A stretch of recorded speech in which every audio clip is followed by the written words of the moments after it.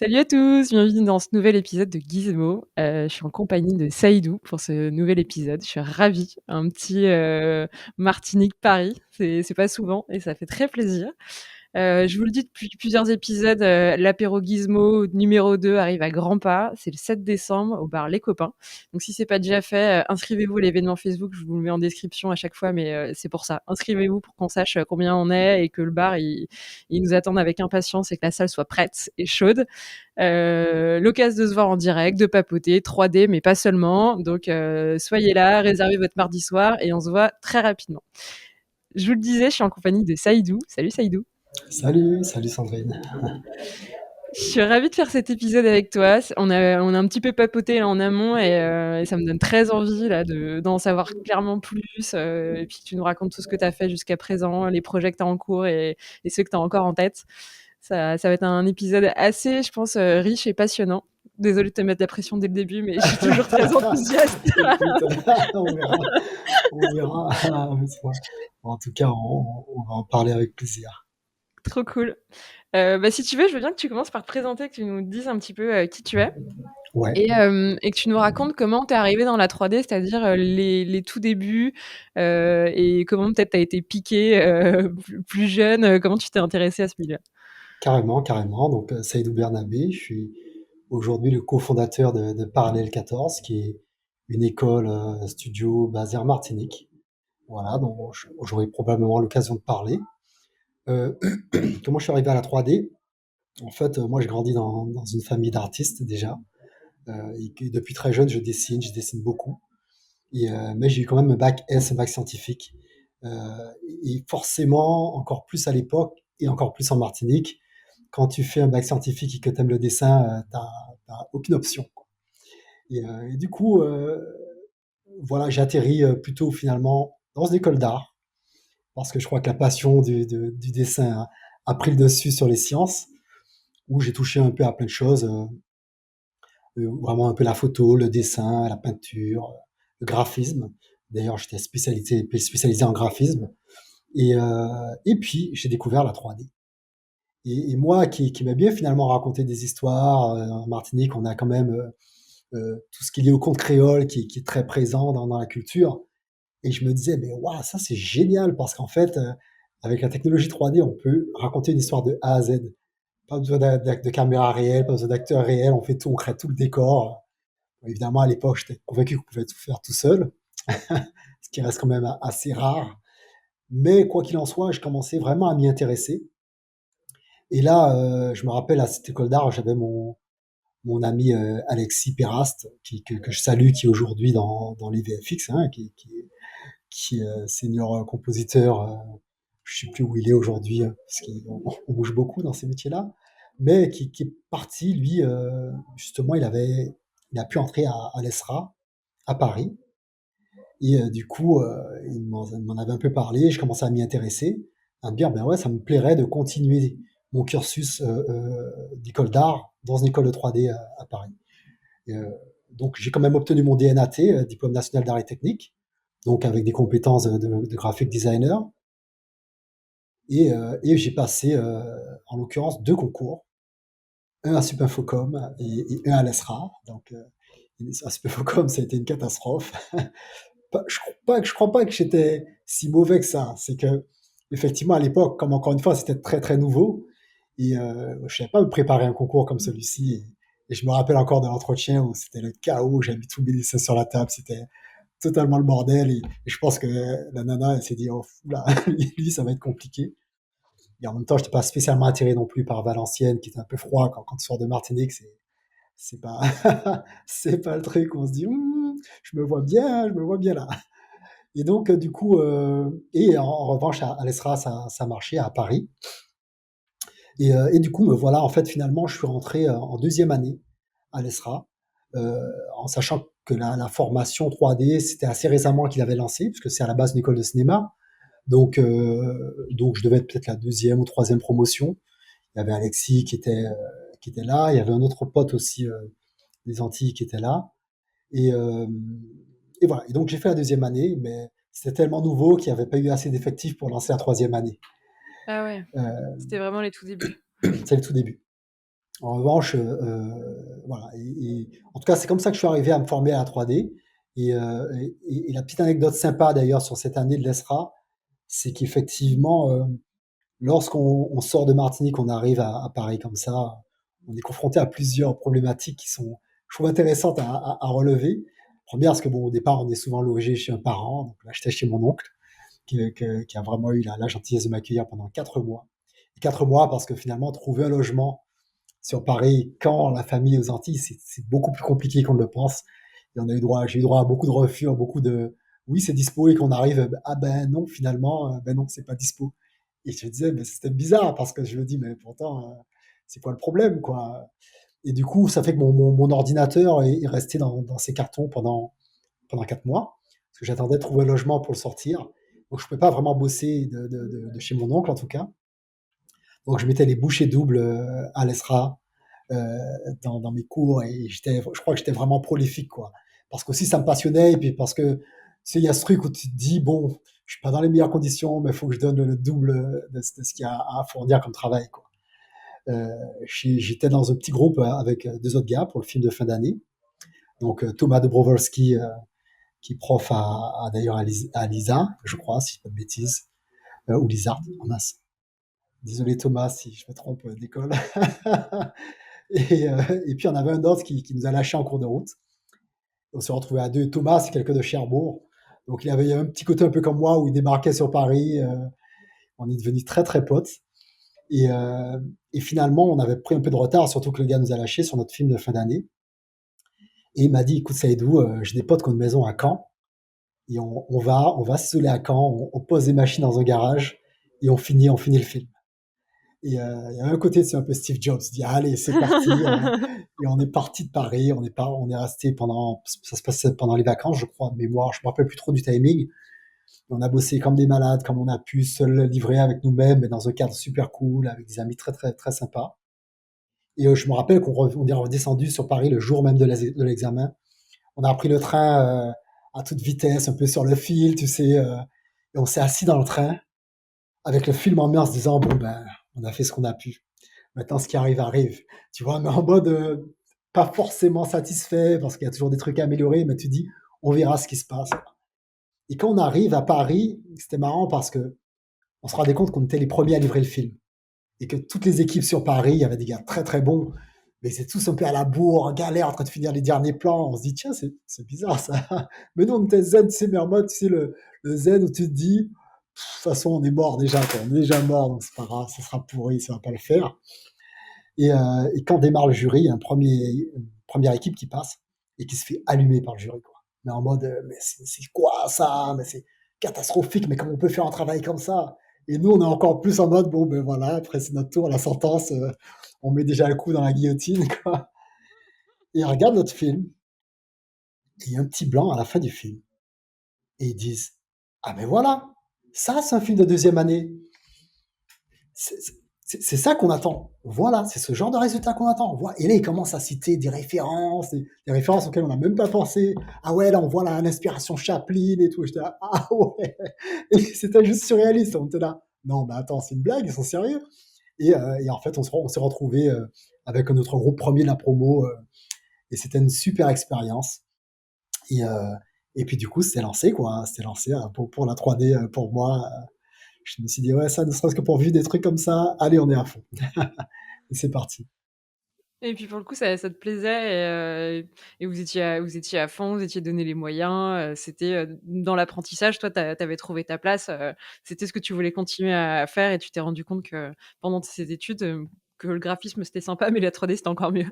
Ouais, c'est ça. Même si c'est bien de souligner que, en fait, ce qui se passe, c'est que lorsque j'ai quitté donc l'ESRA, c'était l'année du 11 septembre. Ouais, on choisit pas ses timings. Si tu m'avais dit en septembre, il n'y avait pas de taf. Tout s'est arrêté, tout s'est figé, tu sais. Et je me suis dit, merde, c'est bien la peine partir, de se retrouver un logement. Toi, c'est jamais simple. Surtout, encore une fois, le fait de partir de sa petite ville très loin et d'arriver dans cette grande ville. Et n'empêche, du coup, il n'y avait pas trop de taf. C'est compliqué d'entrer dans des studios. Et finalement, ce qui m'a sauvé, c'est quand même le graphisme. C'est de continuer à faire des petits jobs de graphisme pour des potes, avec le bouche à oreille, des pochettes de CD, des logos par-ci, Même mon premier stage d'ailleurs à la sortie de l'ESRA, c'était pas un stage en 3D, c'était un stage en graphisme. Et mine de rien, quand même, le graphisme, et jusqu'à maintenant, il m'a accompagné. Mais il m'a accompagné non seulement parce que régulièrement, il peut y avoir de la demande, mais aussi dans la façon d'aborder la composition de l'image. Parce que mine de rien, le graphisme, c'est assez codifié. Et dans le rapport à l'équilibre dans l'image, le choix des typographies, le choix des couleurs, ben, c'est quelque chose que j'ai retrouvé dans ma carrière dans la 3D, notamment à Vue. Parce qu'effectivement, pour un peu reprendre l'histoire, quand effectivement il y a eu ce 11 septembre, il n'y avait pas de taf. Et il a bien fallu commencer quelque part. Donc on s'est retrouvé avec mon pote Thomas à Centre-Ville Télévision. Alors il y a quelques-uns qui ont pu connaître ce studio, cette boîte de prod en fait, qui était un peu, qui bossait pas mal avec le groupe France Télévisions. Et à l'époque, il y a un flémiste qui travaillait sur un projet de série de science-fiction pour Canal+. Et forcément, on se retrouve dessus, mais en mode stagiaire non payé, quoi. C'est le truc, mais on prend, tu vois. On prend parce que c'est ce qu'il y a et que c'est toujours une expérience bonne à prendre. Et puis c'est cool, c'est la science-fiction, c'est Canal+. Et se retrouve un peu un peu dans l'univers de la télé, les dessous des boîtes de prod, où on voit plein de personnalités qui passent, et les soirées champagne en fin de journée. C'est là, ah ouais, d'accord, c'est ce monde-là. On en était très loin. Mais surtout, on fait un boulot pas trop mal.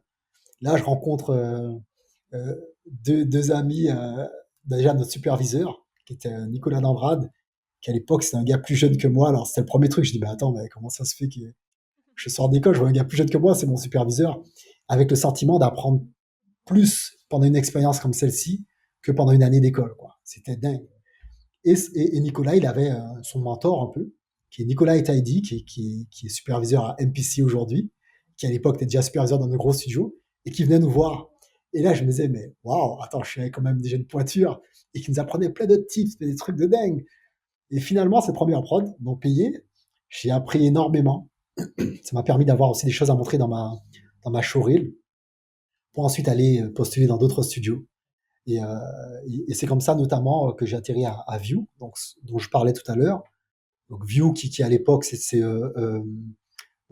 l'époque, parce qu'effectivement il n'existe plus, mais qui faisait de l'habillage télé. Donc ils avaient fait tous les habillages M6, W9 et un paquet d'autres.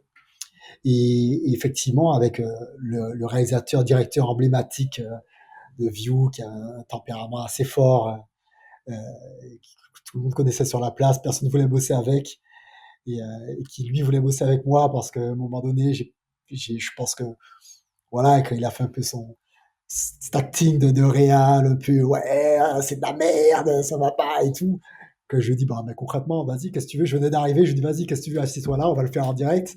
Et, et du coup après il voulait bosser avec moi quoi. Donc c'était plutôt cool. Ça a duré un temps, au bout d'un moment j'en ai eu assez. Mais ce que je retiens quand même, c'est que ce gars-là avait un background de graphiste justement. Et lorsqu'il fallait, notamment, j'étais là quand ils avaient bossé ils avaient bossé sur l'habillage graphique de la chaîne France 24. Ils avaient fait le logo, ils avaient fait ensuite tous les synthés, voilà, tous les jingles, pubs et autres. Et je me rappelle, bon, à l'époque, j'étais avec, son nom va me revenir, en plus on est en contact régulièrement, c'est ridicule, mais bref, et je voyais les gars travailler dessus, et je me rappelle que le mot d'ordre, c'était simplicité. Faites simple.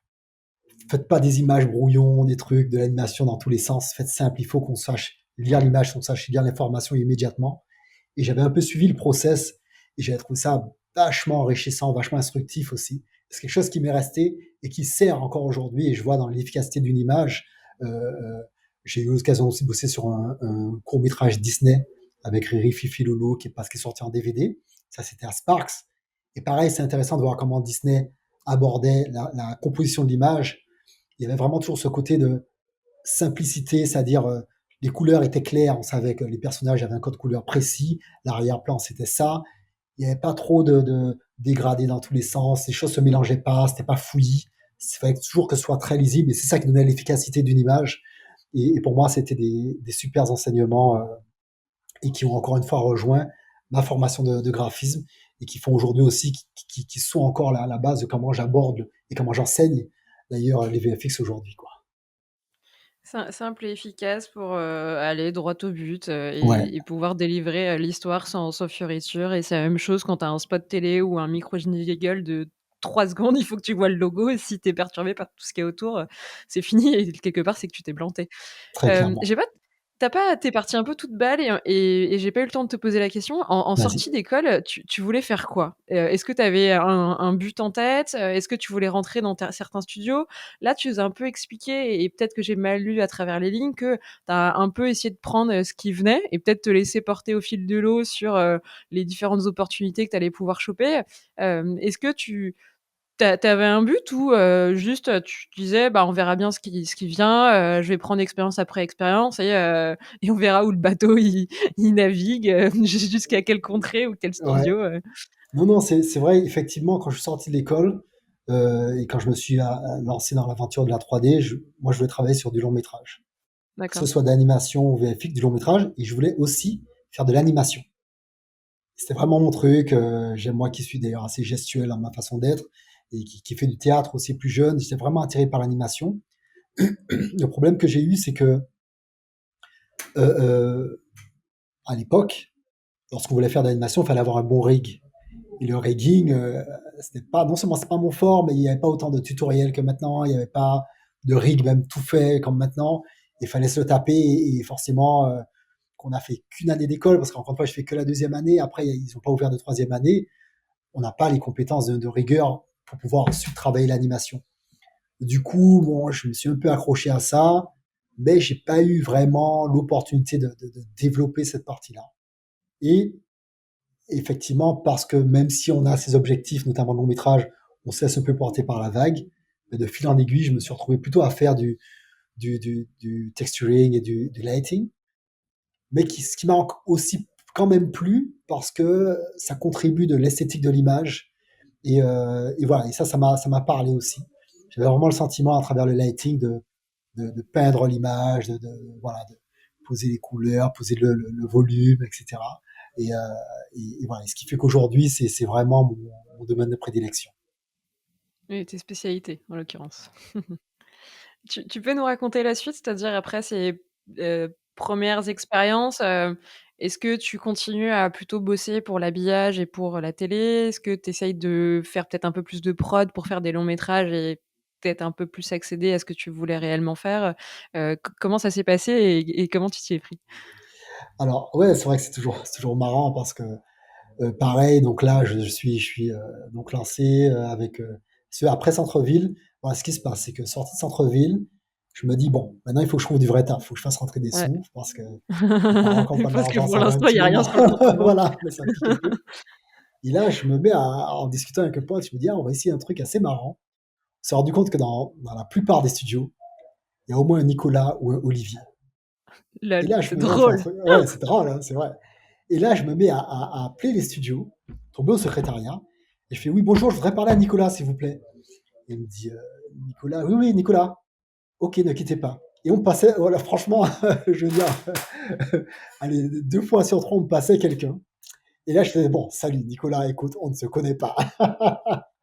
Mais il fallait que j'arrive à avoir quelqu'un. Et est-ce que tu peux me donner le nom de superviseur et tout. Et de fil en aiguille, j'arrivais à avoir des noms. Parce que Ah c'est mais ça, en en fait, mode c'est aussi un escroc en réseau. plus. Ah non mais En mode j'adore. escroc total, en mode hold-up, tu sais. Et finalement, je finis, je sais plus trop comment, par rencontrer, comment il s'appelle, Bruno, qui bossait à Durand-du-Bois, qui était un superviseur là-bas. Et je rencontre, pareil, je lui fais le pitch, je dis, bon, écoute, voilà, écoute, on se connaît pas vraiment, mais je t'explique, voilà, ma stratégie, il faut que j'arrive à trouver du taf. Je lui montre ma showreel, et il me dit, ok, c'est cool, bon, ta showreel, c'est pas encore le niveau pour entrer sur du long. Par contre, va voir Sparks, parce qu'ils sont en train de faire un court-métrage d'animation. Et c'est comme ça que j'atterris à Sparks sur cette série de courts-métrages avec les personnages de Disney, qui est sorti en DVD, qui s'appelle Twice Upon Christmas. Et voilà, et du coup, je me dis, bon, bah, je suis super content, je rejoins cette prod. Mais pareil, là, quand ils sont un peu à la fois à la bourre, mais que les équipes sont faites, je me retrouve en équipe de nuit. Et c'était marrant parce que je savais pas qu'il y avait des équipes de nuit dans les VFX. Et je me retrouve avec un groupe, une bande de copains, donc mon pote Thomas, qui on se suivait forcément, avec qui je fais mon film de fin d'année, et puis de nouveaux potes que je rencontre sur le parcours. On se retrouve à bosser, donc de faire un chiffre de 20h à 8h du matin, un truc comme ça. Et, euh, et ça crée un petit groupe parce qu'ils sont à la bourre, il faut tomber les plans. Et c'est intéressant parce que dans ce créneau-là, on est assez productif jusqu'à peu près 2h du matin. À partir de 2h, on fait un petit somme, parce qu'on tient plus. Et puis peut-être on se réveille à 5-6 heures et puis on rebosse pendant encore 3-4 heures. Et lorsqu'on rentre après chez nous, on croise tout le monde qui va au boulot, nous on rentre un peu comme des zombies, puis on va se coucher, puis on se réveille la nuit. Et c'est marrant de se dire que c'est la réalité de beaucoup de métiers, encore en France, hein, des gens d'autres types de métiers qui bossent la nuit. Et c'était intéressant comme expérience. Mais ça a fait aussi voilà, un autre groupe de potes avec qui on est vraiment resté très liés. Et donc voilà, et du coup forcément ça ouvre des portes. Donc après Spark, je crois que il y a eu View justement sur la partie habillage télé, et jusqu'à avoir cette opportunité d'être en contact avec Dubois à nouveau, et qui était en train de bosser sur Astérix aux Jeux Olympiques. Et là, j'ai un entretien, j'arrive à obtenir un entretien, et les gars ils me disent, écoute Saïdou, voilà, on doit faire l'effet potion magique d'Astérix. On n'a pas encore trouvé l'effet qui va bien. Et si tu veux, là, il y a un gars, un senior compositeur sur After, qui bosse à distance de chez lui, là. Il essaie de nous proposer des trucs. Mais est-ce que toi, tu peux nous proposer des trucs, tu vois? Et là, je fais grosse pression. Je suis en compétition avec un senior sur After qui va faire des trucs incroyables. Et me demande de moi de proposer des trucs. Et là, je fais bon, ok, même pas peur. Et je fais une sorte de digi-double d'Astérix. Et je fais comment dire, je fais sortir des particules quoi, du corps qui vont dans tous les sens, avec une sorte de. Je rajoute quelques effets et tout. Et là, le superviseur, il fait attends, c'est pas mal ça, c'est pas mal ça. Et lui, il prend ça sous du truc, parce qu'à l'époque, c'était du truc. Il rajoute deux, trois effets et me dit oh là, on check quelque chose. Oh là, c'est mortel. Et voilà que je me retrouve du coup à me dire bon, voilà, un peu avec ma contribution, on a défini l'effet potion magique d'Astérix. Donc, c'est la première fois qu'il boisse dans la forêt. Mmh mh. Effectivement, j'avais composité tout le plan. Il m'a juste montré deux trucs pour en rajouter, pour donner un effet de longueur d'onde sur l'effet. Puis après, je compositais le plan. Je me rappelle qu'il y avait des sangliers, je les ai détourés, je les ai fait sauter au moment où ils retombent pour faire l'effet d'onde et tout. Enfin bref. Et je me retrouve à signer du coup sur ce long métrage l'effet potion magique. Donc j'étais super content. Et ça a été le début d'une longue aventure avec Durand Dubois où il y a eu pas mal de prod. Ou alors pareil, c'est toujours entrecoupé parce qu'entre deux prods, ben, on retourne faire un peu de pub par-ci, de clip par-là, d'habillage télé par-là, mais quand même régulièrement. Durand Dubois m'appelait. J'ai bossé du coup sur des films comme Underworld, donc les loups-garous contre les vampires, très enrichissant sur le plan lighting, parce que pour le coup je faisais vraiment du lighting. J'ai bossé après sur Mick McAteer Larigot. Cette fois c'était le film de Jean-Pierre Jeunet. Cette fois je faisais du compositing, et je me rappelle que là-dessus, il y a Nuke qui venait d'arriver, et j'étais avec Lardux, Jérôme Billet, si je dis pas de bêtises sur son nom, Lardux, quoi, qui était un superviseur compositing à Durand-Dubois. Et on se dit, bon, ben voilà, on va voir comment on peut utiliser Nuke pour faire du prolongement de décor. Et je me retrouve à découvrir Nuke en faisant des trucs, en proposant des choses, jusqu'à faire une petite formation d'ailleurs sur Nuke. Et il y a eu d'autres films comme Banlieue 13, Lucky Luke aussi. Et voilà, et je commençais du coup à avoir un CV de long métrage, et du coup à me dire bon ben là je peux commencer vraiment, je peux vraiment en tout cas sans honte, et aller postuler sur d'autres projets plus prestigieux. Et Ouais, tu commences à avoir un peu une crédibilité là avec tous les gros projets que voilà, tu venais de faire, tu exact. étais plus juste un étudiant qui sortait avec une bande démo, qui avait fait quelques habillages, ça y est, on te prenait au sérieux. C'est clair, je vais dire, j'étais un middle confirmé. D'ailleurs, je me rappelle à l'époque à Dehors du Bois, il y avait un truc assez marrant, c'est qu'à un moment donné, on se retrouve dans le studio, et il y a, dans le même studio, il y a 5 Antillais, quoi. Et mine de rien, à l'époque, c'était quelque chose d'assez rare parce que finalement, c'est pas tellement des carrières qu'embrassent beaucoup d'Antillais. Et on était 5 dans le studio, donc des potes forcément. C'est ce truc, on se reconnaît, ça va. Et puis après, finalement, on devient super potes. Alors, il y avait, parmi ces Antillais, pour l'anecdote, il y avait aussi mon ami Johan Pavadé, qui est avec moi le cofondateur de Parallèle 14, qui finalement, quand j'étais à Centre-Ville, lui est venu me voir parce qu'il voulait justement faire de la 3D et il s'est inscrit à l'ESRA, lui aussi. Et il a fait un parcours un peu différent. Il a fait l'ESRA. Il est sorti d'ailleurs aussi major de sa promo. Après, il est parti à Buff. Et bref, on se retrouve à Durand-du-Bois sur Underworld. On se retrouve même à bosser sur un même plan. Et si tu veux, faut remettre ça dans l'échelle, quoi. Tu es à l'échelle de la petite Martinique, qui est deux Martiniquais qui se sont croisés, parce qu'on était dans la même école d'art que moi avant aussi. On se retrouve tous les deux à bosser sur un plan, à avoir nos noms génériques d'Underworld. C'était une grosse fierté. Et je me rappelle qu'à Durand-du-Bois, on nous appelait le gang des Antillais, forcément. Et c'est là d'ailleurs que j'ai appris l'existence de ce gang qui a vraiment existé dans les années, je crois, 70, je crois, à Paris. Et bref, donc du coup, voilà, avec cette crédibilité sur du long métrage, je postule à MacGuff, à Universal MacGuff, qui démarrait sur Moi Moche et Méchant. Et alors, je postule pareil, hein, le bouche à oreille dents. T'appelles, il y a un Nicolas. Ouais, voilà, c'est limite. Ah, mais attends, tu crois pas si bien dire, le superviseur, c'est un Nicolas. Non, mais je t'assure, ils sont là. Et du coup, c'est plutôt un autre pote antillais, Olivier Martinet, qui est aujourd'hui superviseur à Micros, qui lui m'appelle. Il me dit voilà, il cherche du monde. Bref, je me retrouve sur la prod et super expérience sur Moi Moche et Méchant. Là, encore une fois, très enrichissante parce qu'on est toujours entouré de gars qui ont la bouteille, sur des plans hyper complexes où le plan il est long, il y a plein de personnages, de voir comment ils arrivent à lighter le plan avec trois lights et bien positionnés intelligemment. Et il y en a un truc magnifique. Quand moi, j'en mettais 10 pour essayer d'avoir quelque chose qui se tient. Donc là aussi, on Attends, apprend beaucoup.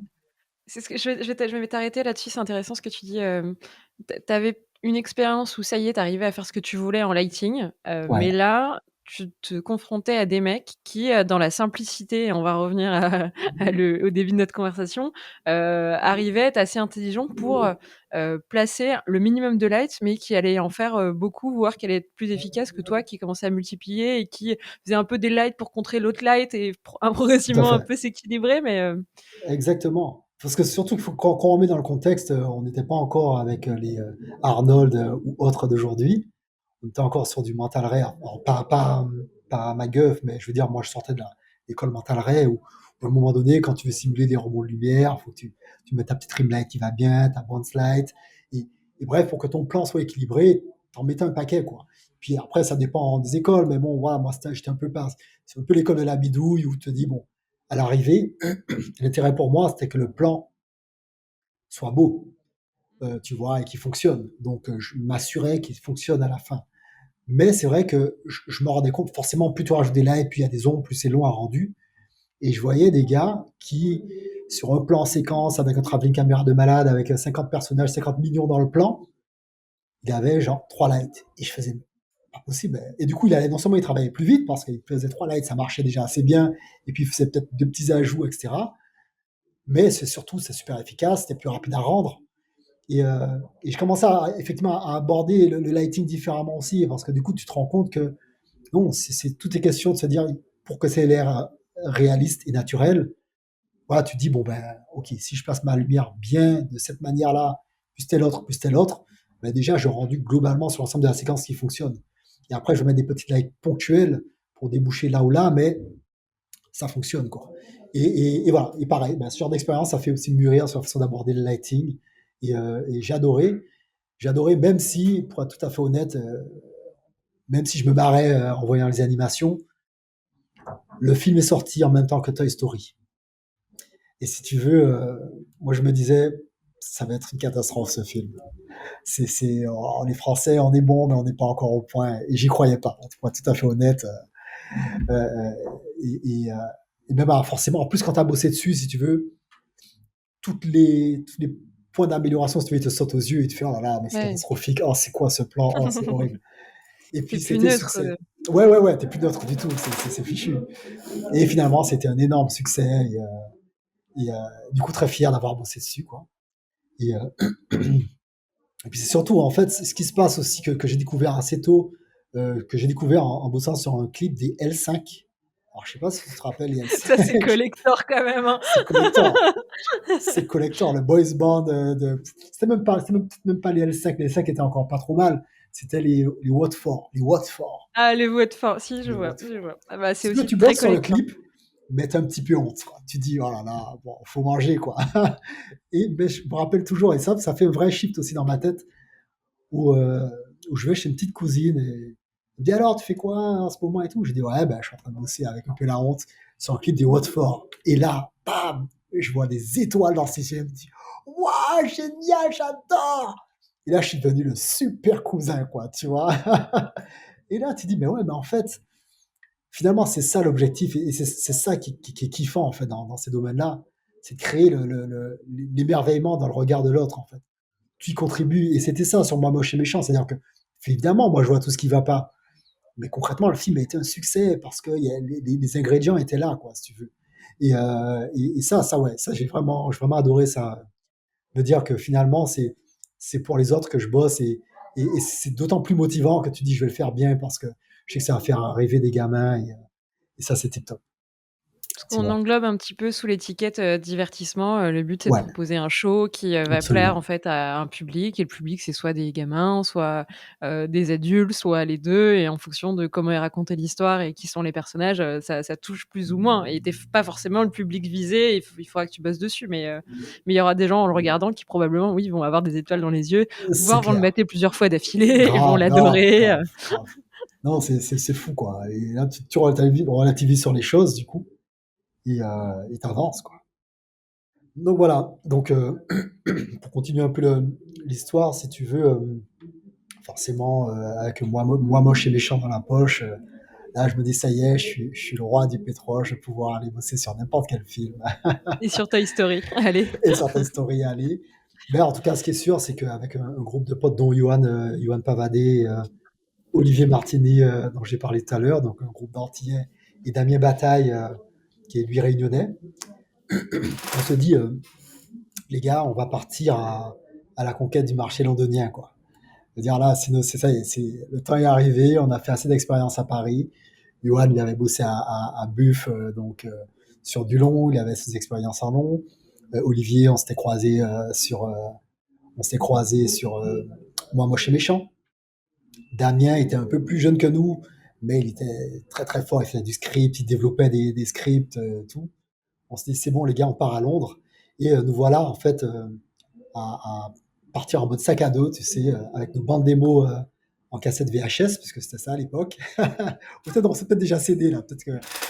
Et bref, et donc on prend le bateau, on passe à Manche, on trouve un genre de, de logement, tu sais, où on est tous sur des lits un peu comme des lits de prisonniers, un petit En mode logement dortoir. en mode dortoir et tous avec nos petits dictionnaires en train de réviser notre anglais parce que forcément, depuis le bac, ça commençait un peu à rouiller, quoi.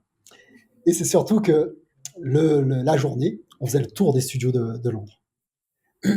On était tellement à la suite qu'on essayait que ça paraisse pas louche. Du coup, en fait, on faisait comme si on se connaissait pas, qu'on se croisait dans le studio. Alors, c'était assez drôle parce qu'on se voyait, et puis on fait genre, je le connais pas, pour pas que ça fasse trop bizarre. Comme par hasard, deux gars de Martinique arrivent en même temps, le même jour. Et on en a ri après parce qu'effectivement, il y en avait qui réussissaient à obtenir des entretiens, d'autres pas. Mais voilà, on se serrait les coudes. Mais on se serrait les coudes et on a fait comme ça, on a déposé des showreels partout. Et ça a commencé à marcher au fur et à mesure, chacun son tour. Et je crois que dans le groupe, je suis le dernier de parti. C'est le truc où tu te dis merde, tous mes potes ils sont embauchés finalement dans des studios, sauf moi. Ils commencent à battre triper. C'était quoi? Ils recrutaient pas en lighting et eux avaient d'autres spécialités, c'est pour ça qu'ils étaient pris, juste, tu étais peut-être moins bon, sur les entretiens et ça marchait pas, tu Je expliques crois, un peu ça ou? Alors écoute, j'y réfléchis parce qu'en fait, je crois que c'est vraiment des questions de timing. Je pense pas que ce soit une question d'entretien. Je crois que comme ils sont très pragmatiques sur Londres, c'est soit ils ont un poste, tu sais, ils ont des grilles, quoi. C'est-à-dire que bon, on a besoin de lighters de temps d'expérience qui sachent faire ça, qui soient à l'aise avec la langue. Enfin, ils ont une série de paramètres comme ça. Soit là tout de suite tu rentres dedans, soit c'est pas le cas et ce sera pour une prochaine. Et souvent ils gardent les CV parce que forcément ils ont toujours besoin d'avoir des ressources. Donc finalement, j'ai juste compris que c'était pas le bon timing, quoi. Si bien que, en fait, je crois que, et si peut-être que je me trompe, mais c'est peut-être que finalement, avant Moi Moche et Méchant, qu'on est parti à Londres, et après, il y a eu Moi Moche et Méchant, ou après, je me rappelle plus trop bien. C'est étonnant la mémoire, hein, comme appareil, à un moment donné, on s'embrouille. Quoi qu'il en soit, ça a fini par prendre. En fait, j'ai ma compagne d'abord qui est partie s'installer à Londres parce qu'elle aussi, elle était très, très attirée par Londres. Elle a trouvé du taf là-bas, elle est partie s'installer. Moi, je terminais une prod, je lui ai dit, du coup, ça me permettait de me projeter en me disant, de toute façon, je vais m'installer là et du coup, je vais pouvoir postuler. Et c'est ce qui s'est fait et j'ai postulé notamment à Double Negative, qui au départ m'ont dit, ouais, c'est pas mal, on revient vers vous. Et, euh, et pas de nouvelles. Donc forcément, je les relance. Entre-temps, j'ai une proposition de l'Irlande, un studio qui s'appelle Brown Bags Films, où j'ai un pote, Ezekiel, que j'avais rencontré à Paris, qui est un Portugais, qui est un Argentin, pardon, qui s'est installé là-bas, qui bossait là-bas. C'est un studio qui fait de la série pour les gamins. Et il me dit, ouais, on a besoin de renfort sur une prod. Et alors, du coup, je rappelle des necks, je me dis, je vais faire un coup un coup de pression, en mode, ouais, je suis demandé ailleurs, donc faudrait me prendre. Et elle me disait, ah non, non, mais parfait, allez-y. Et je fais, ok, vous êtes sûr que... Non, non, allez-y, faire la prod en Irlande. D'accord, ok. Et me voilà en Irlande pour quasiment 6 mois et à faire une première expérience dans un environnement anglo-saxon avec un accent, mais pas n'importe lequel. Inutile de dire que c'était difficile au début. Tu sais, c'est le genre de truc où tu as des superviseurs qui te disent un truc et tu dis, t'as pas compris, tu dis, est-ce que, can you repeat? Au bout de la troisième fois, quand tu dis can you repeat au bout de la troisième fois, tu peux pas, tu vois. C'est juste que t'as pas compris parce que l'accent, c'est laisse tomber, quoi. Et là, on se regarde en mode, bon, ben, qu'est-ce qu'on fait? C'était assez particulier. Mais malgré tout, ça l'a fait. C'était une prod qui se faisait sous Renderman. Et c'est super bien passé sur la partie lighting où je me suis retrouvé finalement à devoir un peu chapeauter, un peu dans une position de lead, chapeauter les équipes qui galéraient sur les rendus. Mais Donc, comment tu chapeautes quand tu galères déjà peut-être à recevoir des briefs et qu'il y a un peu cette barrière de la langue? Est-ce que tu avais mis du coup beaucoup plus de choses en place par des dessins, par l'écrit? Progressivement, ton niveau d'anglais, il s'est aussi amélioré, donc c'était une histoire de quelques mois. Comment tu as un peu essayé de communiquer? Parce qu'au bout de 3 fois, quand tu sais pas ce que tu dois ah non, faire, mais tu as c'est pas dur. l'info, tu es quand Mais je même crois que, comme un con à te dire, ouais, c'est «Putain, qu'est-ce que grave, je fais?» grave. Non, mais le truc, c'est que je pense que je tombais à ce moment-là sur le gars qui a le pire accent. Mais forcément, à la fois, l'oreille s'habitue et je suis convaincu que lui, il me comprenait. Tu vois, avec mon accent French. Lui, il me comprenait. Donc, à un moment donné, on arrive à trouver, alors parfois, mon pote intervenait, et puis l'un dans l'autre, voilà, le truc se met en place, on arrive à trouver des façons de communiquer. Euh, Renderman, finalement, j'en avais pas fait auparavant, mais je suis quand même enfin, j'en avais ou très peu, mais j'ai quand même pu assez vite rentrer dedans et tomber des images sympas et puis mettre en place mes process, ma façon de travailler, si bien qu'au bout d'un moment, je me retrouve un peu moteur là-dessus, pendant que mon pote, lui qui était superviseur, lui plutôt développait des outils. Euh, et c'était super content, c'était un petit court métrage que je sais même pas s'il y a eu une vie après, après ça, mais en tout cas, le résultat était assez chouette. Le genre de court métrage où en fait c'est que des personnages réalistes où je leur disais mais c'est quoi l'intérêt de faire en 3D parce qu'en fait il n'y a rien qui justifie la 3D. Parce que ça aussi c'est un truc C'est que vrai, j'ai hein. pu apprendre aussi sur le chemin parce que il y a ce truc ok on veut faire un film en 3D mais si tous les personnages sont semi-réalistes et que les décors sont réalistes et que voilà il n'y a pas de truc magique qui se passe dans le film, ben où est l'intérêt? Surtout quand c'est la 3D, parce que mine de rien, c'est lourd comme type de process, quoi. Mais en tout cas, voilà, j'ai eu un très bon contact avec le studio.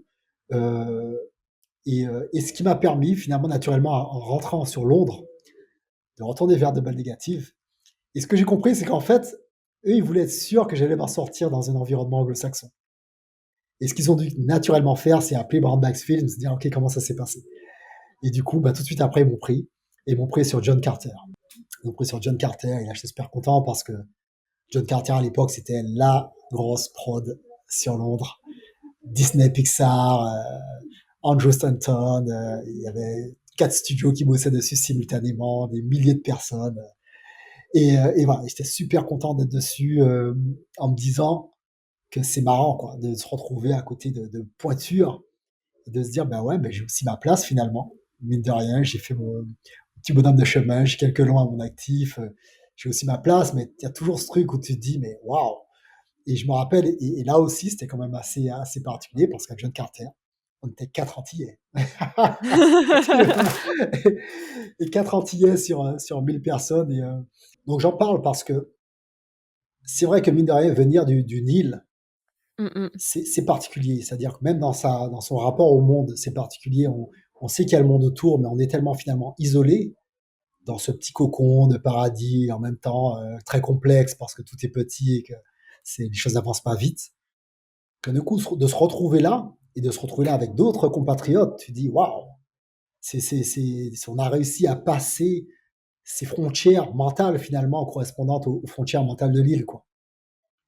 Et on se retrouve là et c'est marrant aussi d'échanger avec des Anglais et leur dire ben voilà, je viens de Martinique et de prendre un Google Maps, puis on zoome et on zoome encore et on zoome encore un peu, tu vois. Et enfin on zoome, on dit voilà, on vient de ce petit caillou là.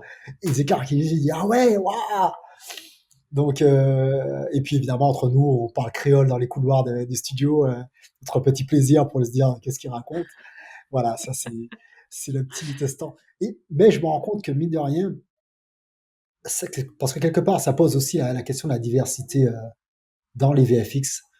C'est que à mon niveau, je pense qu'on est dans des secteurs, et heureusement, où j'ai jamais ressenti c'est une sorte des regards sur moi du fait de ma différence, entre guillemets, du fait que je sois un Antillais. À la limite, il pouvait y avoir quelques blagues, mais qui restaient quand même assez gentilles, assez sympathiques, assez bienveillantes. Mais en revanche, je sais que là où j'ai compris que c'était quelque chose de plus global, le fait qu'il n'y ait pas énormément de diversité là-dedans, c'est lorsque, en étant à Deneg, un jour, je reçois un mail. Un gars, il me dit voilà, je t'ai vu dans le trombinoscope et rendez-vous à midi dans tel bar, on fait un bro lunch.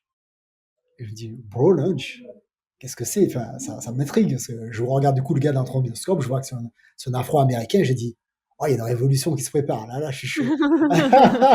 et, et j'arrive dans ce bar et effectivement, je vois que des afro-entiers, afro-américains et autres autour de la table. Et je lui dis, mais qu'est-ce qui se passe? Je lui dis, est-ce qu'on prépare un coup ou quoi? Il me dit, ah non, non, non, non, non, juste on est là et on parle de tout, de rien, mais rien à voir avec qui on est, mais finalement ce besoin de s'identifier, de se retrouver entre nous, entre personnes de la diversité, je trouvais ça vachement intéressant. Je me suis dit, ah tiens, je peux comprendre, tu vois. Mmh Je peux mh. comprendre parce que mine de rien, on peut vite se sentir quand même un peu isolé avec soit des petites différences culturelles, en plus d'une singularité d'apparence et autres. Mais ce qui change rien, parce que finalement, dans le métier, on parle VFX, on parle animation et on parle de nos passions, donc tout le monde parle le même langage. Mais je trouve ça assez marrant. Voilà, ça c'est plus pour les anecdotes, mais c'est vrai que, voilà, sorti de ça, on a fait le job et c'était passionnant de bosser sur John Carter. Mais c'est intéressant que tu en parles, parce que comme tu le dis, tu te sens peut-être un peu plus isolé et pour autant il y a toujours eu, cette solidarité entre vous, voire, bah, un peu cet aspect, communautaire quand, ce mec organisait ça. Après tu en fais ou pas partie, mais, tu as un peu l'impression de retrouver un peu de chez toi et ça te fait plaisir, même si, Ouais, au quotidien tu avais pas de barrière. Mais, tu as c'est ce ça. petit cocon et c'est confortable et tu retrouves un peu tes repères, voir si tu peux parler créole, enfin tu es trop content, Ouais, quoi. ouais, exact, c'est très particulier mais voilà, ça change rien finalement au fond, hein, enfin, ou à la forme, j'en sais rien, mais si tu veux, ouais, c'est un petit plus, un truc marrant à voir, mais aussi intéressant parce que du coup, je me suis dit, ce serait intéressant d'identifier le nombre de noirs dans l'industrie, qu'ils soient africains, qu'ils soient afro-américains, qu'ils soient antillais. Et je pense que j'y avais déjà un peu pensé plus tôt, mais là, je commençais à le regarder de d'autres regards en me disant, bah, c'est vrai, finalement, il n'y en a pas tant que ça.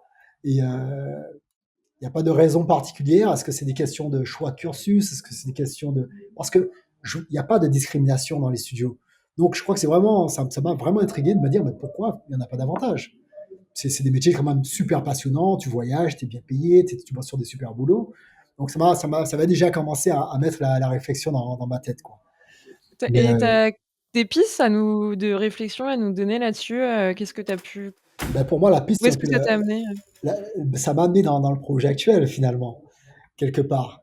L'idée de monter une école, finalement. Et En tout Attends, cas, alors attends, si je ouais, déconstruis, du coup, pour toi, s'il y avait, pas assez, par exemple, d'antillais dans l'industrie, c'est parce qu'il y avait pas d'école, en Martinique, en Guadeloupe ou à La Réunion, qui proposait ces formations et qu'en fait, parce que les écoles sont plutôt en métropole, tu as une barrière supplémentaire, qui du coup, les déjà que les écoles sont chères, en plus c'est loin, en plus, elles sont pas aidées pour trouver un logement. exactement, Du coup, en fait, exactement. tu réduis encore le goulot Tout à fait, d'étranglement et il y a encore moins tout à d'élus. fait. C'est en gros Sans, ça? sans- sans même parler de la connaissance de ce genre de formation.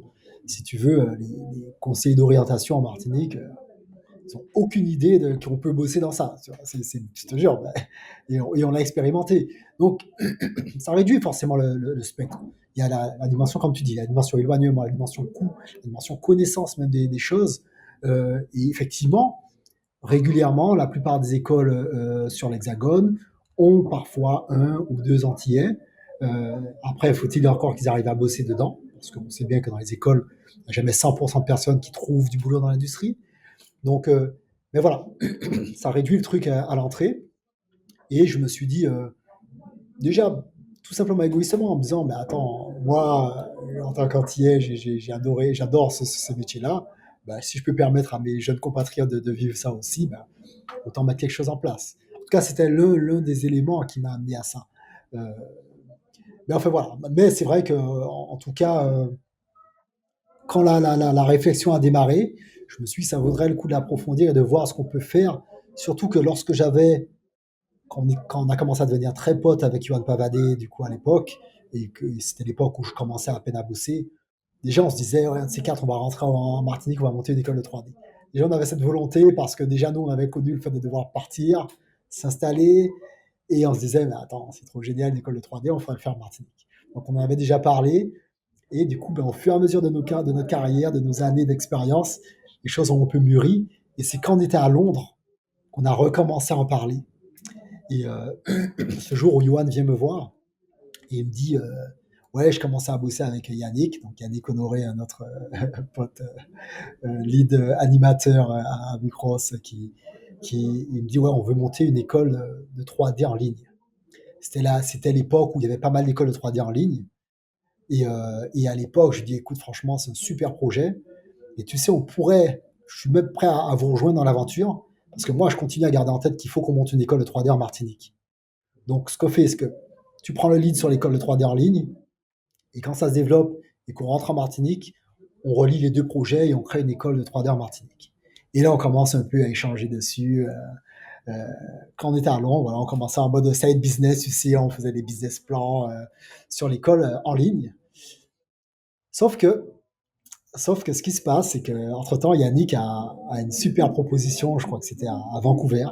Je ne sais plus si c'était Sony ou quel autre gros studio à Vancouver. Et il dit, les gars, je ne vais pas louper cette opportunité, mais on va bosser à distance. Et donc, on continue à avancer. Johan a continué à avancer sur le projet. Et moi, qui avait une super expérience à Double Négatif, ça s'était vachement bien passé. Un jour, dans les couloirs de Double Négatif, je rencontre un certain Geoffroy Givry, que je sais que tu as eu sur le podcast. Geoffroy, qui, comme tu l'as vu, il est super cool, il était cool avec tout le monde, il changeait, il rigolait, on se marrait, donc on est devenus potes. Et il me dit, putain, mon gars, je suis trop content. Je pars à Ouetta. Je dis non, il me dit ouais, ouais, ouais, là je pars, je rejoins la prod là-bas, je suis super content, je pars avec ma petite femme et tout. Et là, je dis ah oui, il recrute en ce moment. Il dit ouais, ouais, il recrute. Et il faut savoir qu'en fait, l'année où j'ai commencé à Deneg, j'avais forcément envoyé des CV un peu partout, et j'avais reçu une réponse de Weta pour la planète des singes, où on avait commencé à échanger en mode ouais, peut-être qu'on cherche du monde sur la planète des singes, est-ce que vous seriez dispo et tout. Et à cette époque-là, donc, du coup, je venais de m'installer à Londres, je venais de rejoindre ma compagne à Londres, et je venais de commencer à Deneg, donc après être parti en Irlande et tout. Et, euh, et là, je vais voir ma compagne, je dis, ah, Doudou, comme on dit, j'ai peut-être une opportunité en Nouvelle-Zélande. Elle me dit, mais attends, mais t'as craqué, enfin, on vient de s'installer à Londres, tu viens en fait trouver des tafs, on va pas repartir maintenant, moi je bosse, j'ai tout mon réseau ici, mais oublie quoi. Et là, je suis, ah, mince, en même temps, la Plator, en même temps, bon, j'ai une opportunité de bosser à Deneg. Donc finalement, j'ai été à Deneg. Mais si bien que lorsque je croise Geoffroy et qu'il me dit: «Ouais, il y a ça qui se présente», forcément, j'envoie un petit mail à Weta en disant: «Ouais, on avait été en contact, je vais être dispo et tout». On arrivait un peu sur la fin de John Carter. Et elle me disait: «Ben ouais, super, ça marche. On cherche du monde sur le Hobbit. Si vous êtes dispo, on le fait, quoi». Alors forcément, bon, il y avait déjà à peu près un an qui s'était écoulé. Je retourne voir ma bien-aimée. «Doudou,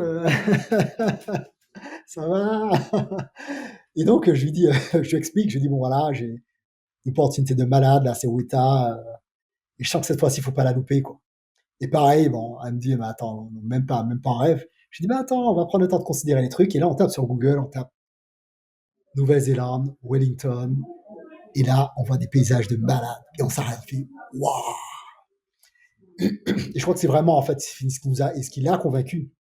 Je lui dis: écoute, franchement, c'est un paradis, il y a vraiment des paysages magnifiques, et ça vaut le coup de se faire une petite expérience là-bas. Bon, après, forcément, on a parlé salaire et c'était aussi un argument plutôt intéressant parce qu'on passait dans une autre catégorie, tu vois. Et puis évidemment, Weta, ils te disent, voilà, quand ils te font venir comme ça, ils font venir avec la famille, et ils accompagnent toute l'installation. Et du coup, c'est à ce moment-là où je dis à Johan, bah, tu sais quoi, on continue à bosser à distance. Mais là, je sens qu'il y a il y a un coup à jouer là. C'est peut-être, si ça doit être la dernière prod que je fais, c'est Weta, quoi. Tu vois, je peux pas refuser ça, quoi. Et Heu, mmh, du vas-y. coup, l'idée de l'école, tu l'as laissée en fait, mûrir en arrière-plan, en me disant: «Bah, je continue de faire des prods, mais vous continuez à échanger» pour peut-être pas lancer le projet tout de suite, mais bah, c'était votre réflexion et peut-être ce que vous alliez en faire qui progressivement, se complétait et il y avait ce jeu un peu de ping-pong à distance pour, construire ce qu'allait être l'école, par la suite. Alors, un peu de ça, mais c'est surtout qu'en fait, je me disais, pour l'idée de créer une école, avoir une Ouais, expérience comme Weta, ça sera un vrai, tu vois, un vrai asset supplémentaire. Et je me disais, ouais, effectivement, si on recule, parce que je crois que j'avais aussi ce truc où ça faisait déjà une douzaine d'années qu'on était dans l'industrie, je sentais qu'on commençait à avoir un certain bagage. Forcément, il y a l'appel du pays. Et je me disais, c'est peut-être le bon timing pour rentrer, quoi, pour faire une pause dans tout ça, rentrer. Avec aussi un sentiment que finalement, de boîte en boîte, de studio en studio, il y a quelque chose qui commence à être un peu répétitif. Les projets sont différents, mais les process restent les mêmes, les galères, les nuits blanches, les attentes de rendu. Et je me disais, bon, c'est peut-être le moment d'aborder un autre projet comme celui-ci qui est structurant, qui est ce projet d'école. Donc, c'est pour ça qu'on se disait, on continue à bosser en distance, en tout cas sur l'école en ligne. Mais à mon niveau, je me disais, bon, il y a l'école en ligne, ça, on peut déjà la lancer. Mais par contre, si je dois rentrer monter une école physique, d'avoir une expérience, un film comme Weta et un film comme Le Hobbit, je sais que ça va être un vrai plus, quoi. Et honnêtement, je pense pas m'être trompé parce que jusqu'à aujourd'hui, je sais que c'est quelque chose qui encore résonne dans la tête des gens, tu vois. Mais du coup, voilà, 2 mois plus tard, me voilà parti en Nouvelle-Zélande pour une nouvelle aventure, avec un petit passage par la Martinique pour dire à mes parents, bon ben, je pars en Nouvelle-Zélande. Et là, encore une fois, c'est toujours très marrant parce que ils disent, ouais, bah, tu vas à l'autre bout du monde, mais qu'est-ce qui se passe? Et, mais voilà. Et arrivé en Nouvelle-Zélande, super accueil, évidemment du studio. On est d'abord logé à l'hôtel, on nous aide à trouver un logement. Et puis on commence à bosser sur cette prod. Et c'est ce moment où on se dit, waouh, euh, moi quand j'étais encore au début de la carrière, je me rappelle, j'avais un énorme poster de Gollum dans ma chambre, dans mon studio. Bon, j'avais pas de copine à cette époque, forcément. C'est le gars bizarre avec ce poster de ce personnage bizarre. Mais, mais c'est tout, forcément, c'est Seigneur des Anneaux, ça a marqué des générations et j'en faisais partie. Et là, tu te dis, bah, ça y est, j'y suis, quoi. C'est un rêve qui devient réalité, mais je sais même pas si on réalise vraiment. Il y a la déco du studio, tout, quoi. J'y étais, quoi. En plus, j'habitais pas loin du Weta Workshop.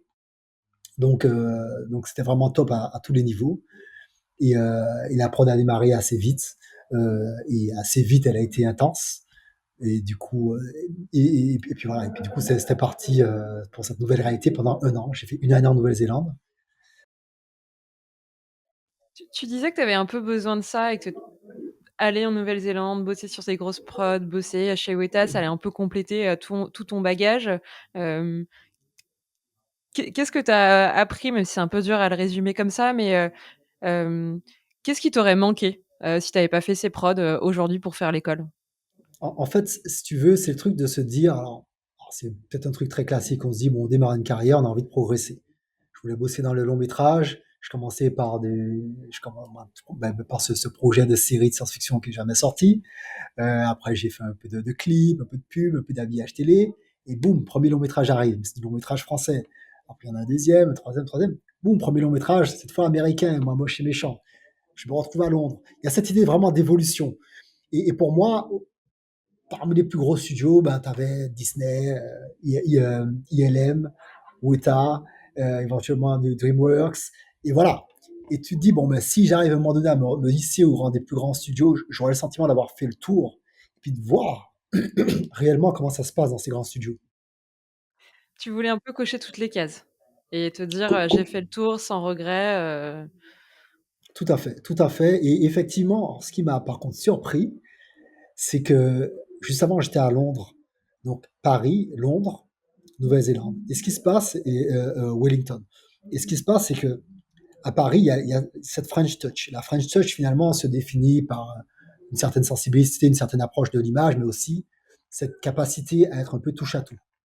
Touche à tout et à contourner des problématiques en trouvant des solutions de bout de ficelle. Bref, on fait le truc fonctionner et on a des choses de qualité à la fin. Et c'est cette French touch dont raffolent tous les gros studios dans le monde. C'est ça qui est intéressant. Quand j'arrive à Londres, on est dans quelque chose de beaucoup plus pas structuré, mais en tout cas processé. Tu vois, on est dans des pipes très précis. Voilà, il y a une façon de faire les choses. On sent que c'est un peu plus difficile d'en sortir, mais en même temps, ça fonctionne bien et c'est bien quand les choses sont bien cadrées. Et ça, c'est quelque chose que j'ai apprécié.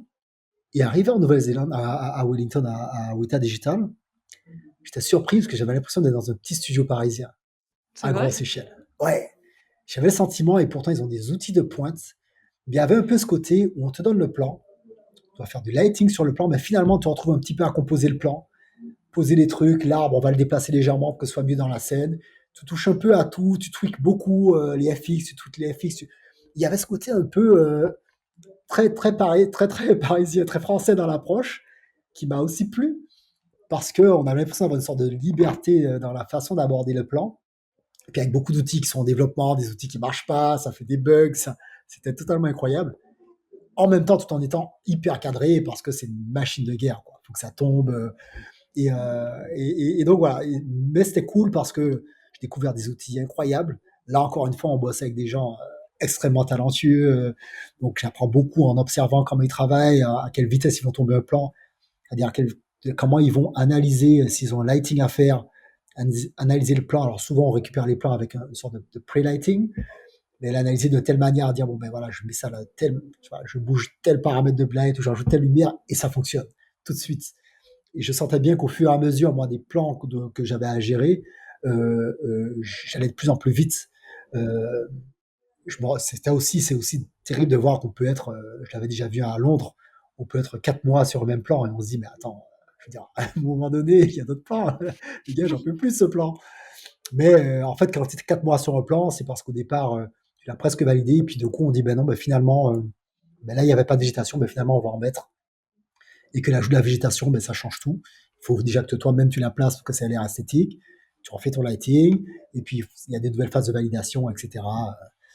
Et puis aussi, c'est hyper intéressant parce que là, le Hobbit, c'était filmé peut-être aller à 75% sur fond vert ou bleu. Et du coup, tu te rends compte à quel point, des fois, tu peux avoir un plan et dans le plan, la seule chose réelle, c'est l'acteur.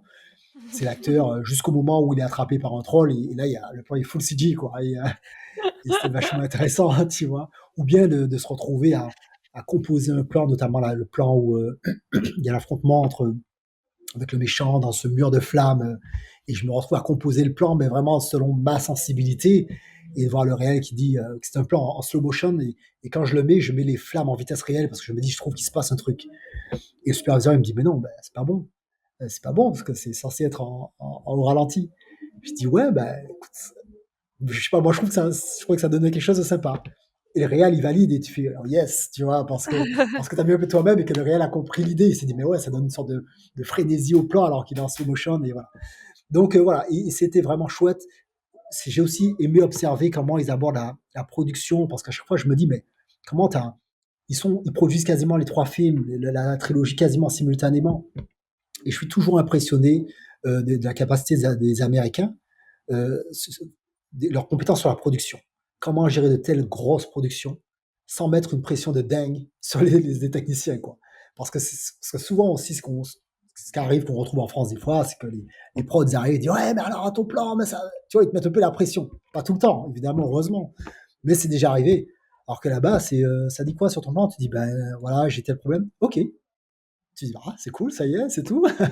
Et en fait, parce que leur technique, c'est quand ils ont un certain nombre de plans à livrer chaque jour, bah, si un plan n'est pas prêt, ils vont se rabattre sur notre plan, voir si tel autre graphiste a avancé sur son plan. Bref, assurer qu'il y a toujours le nombre de plans à livrer chaque jour. Et tout en sérénité, mais avec quand même une sorte de discipline, tu vois, digne de l'armée. Je suis vraiment toujours impressionné. Et encore plus quand, si tu veux, on bosse 6 mois sur quelques plans, les plans teasers qu'on fait magnifiques, et puis du coup, il faut tomber le reste du film. Il n'y a plus beaucoup de temps. Et là, c'est bon, ben, les gars, là maintenant, on va passer à. On était à combien? On était à 50 heures par semaine. Bon, on va passer à 100 heures par semaine parce qu'il faut tomber le film. Et la sortie est déjà annoncée. La première mondiale se fait à Wellington. Et là, il faut accélérer. Et là, t'es non-stop. Et malgré tout, ça reste zen. Tu vois, tu sens qu'il y a la Faut juste pression, mais tout le produire, monde reste quoi, zen. mais Ouais, il faut produire, quoi. Et on le fait. Donc, très, très enrichissant aussi sur tout ça. Et vraiment, aucun regret. Pour moi, je sais que franchement, ça m'a même fait réfléchir, ça m'a même fait douter de la suite, si tu veux. Tu tellement ça vois, t'a plu et tu t'es dit: «J'en ferais bien peut-être d'autres des prods comme ça», ouais, à ce haut à ce niveau-là, niveau-là, ouais. parce que après le Hobbit, ce qui se passe, c'est qu'ils ont fait un peu du remaniement, ils ont fait une petite pause avant de lancer, après le premier, avant de lancer les deux autres. Et donc moi qui étais parti avec ma compagne, ben, j'ai un fils qui est né là-bas. Et forcément, c'était plus compliqué de rester à attendre qu'on nous donne le départ de la prochaine prod, et puis de se dire qu'on est loin de la famille. Et ça a aussi un peu, voilà, ça m'a fait me dire, ok, là c'est le bon timing. J'ai eu mon expérience, faut que j'avance, faut que j'avance. C'est peut-être le moment d'entrer sur la Martinique et monter l'école, sachant que j'étais toujours en contact avec Johan, qui lui était déjà rentré sur la Martinique, qui avait commencé du repérage et qui commençait à me dire, ben, finalement, ouais, l'école en Martinique, parce qu'il ne croyait pas trop au début de créer une école en Martinique. Et il me dit, ouais, ben, finalement, j'ai regardé, je crois que ça va être possible. Je dis, ouais, mais moi, j'ai toujours su. J'ai jamais douté. J'avais douté. Attends. Mais, Qu'est-ce qui l'a fait changer et pour lequel il était peut-être un peu moins réticent et ça y est, vous étiez alignés, ben, en fait, c'est que lui, il a dû rentrer pour des raisons familiales un peu plus tôt. Alors, après ses dernières prods, il a donné un peu des cours déjà dans des écoles, Gobelin, l'ESRA, il y a Spafocom. Et ensuite, il est rentré pour des raisons familiales. Et du coup, bah, étant sur place, il a regardé l'environnement politique, il a regardé des locaux. Enfin, il a commencé vraiment à à se voir que, projeter? voilà, c'est ça, à se projeter et se dire, bah ouais, bah finalement, il peut y avoir une demande, c'est possible de le faire, il peut y avoir des aides, etc., etc., quoi. Euh, Après, voilà, c'est ces deux approches. Moi, je savais pas, un peu par intuition, par instinct, parce que je me dis, mais non, on est dans des métiers qui se voient. C'est la même intuition que j'ai eue lorsque je me suis dit, je veux continuer une carrière dans la 3D, parce que pour moi, c'est des métiers d'avenir. Euh, euh, J'étais sûr que monter une école de 3D en Martinique, ça marcherait. C'est des domaines qui intéressent trop les jeunes pour que ça ne fonctionne pas. Mais finalement, on s'est aligné là-dessus. Et donc, mais malgré tout, effectivement, quand je parle du fait de douter, c'est qu'à un moment donné, on se dit, bon, ok, faut que je rentre, mais quand on est à Weta, on sait que ça va ouvrir d'autres portes, quoi. Ça va ouvrir d'autres portes. Et je me rappelle qu'à l'époque, avoir eu un entretien avec ILM, avoir eu un entretien avec Sony, et ce qui a été déterminant, c'est que ces entretiens sont tombés au moment donné où les VFX ont connu une énorme crise. Je ne sais pas si tu te rappelles de cette crise où tout le monde mettait son profil Facebook en vert, la crise des VFX qui a été déclenchée à partir de la fermeture du studio Rhythm and News après la prod de Life l'Odyssée de Pi, qui était quand même un travail absolument incroyable sur ce tigre hyper réaliste. Et ça fait une énorme crise dans les VFX. Du coup, tous les graphistes de Rhythm and News se sont retrouvés sur le marché. Donc ça s'est un peu bousculé. En même temps, tout le monde était réticent parce qu'on s'est dit, waouh, qu'est-ce qui se passe? Il y avait un côté un peu effet boule de neige. Et là, je me suis dit, bon, bah, Saïdou, arrête de réfléchir, arrête de douter. C'est ton timing, il faut que tu rentres, quoi. Il faut que tu rentres. Et donc, voilà. Et c'est à ce moment-là que je suis rentré m'installer en Martinique. Je faisais encore des petits allers-retours, des petites prods sur Paris. Parce que forcément, il faut y aller progressivement. Hein, parce que là, l'idée, c'est de construire quelque chose from scratch, quoi. Tu vois, en mode, on va monter une école, il n'y a pas de taf en dehors de ça, d'ailleurs, sur la Martinique. Donc, sur les quelques savings qu'on a, il faut qu'on puisse avoir le temps de développer quelque chose, quoi. Et voilà, Comment vous y êtes pris pour, la construire? Je vais essayer d'embrayer, sur l'école pour qu'on ait le bien temps d'en sûr, parler, mais absolument.